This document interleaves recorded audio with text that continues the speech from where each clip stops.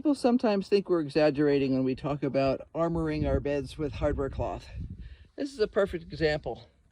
So I'm doing some rework on this bed, and you can see a gopher has dug completely underneath it, but was unable to get up into it. Now, this was a flower bed last year, and these flowers did just great. Now, if the roots of the flowers had gone down below the hardware cloth, the gopher could have eaten them, but there would have been enough on top of the hardware cloth to have kept the plant alive. It would have just kind of given it a little root trim.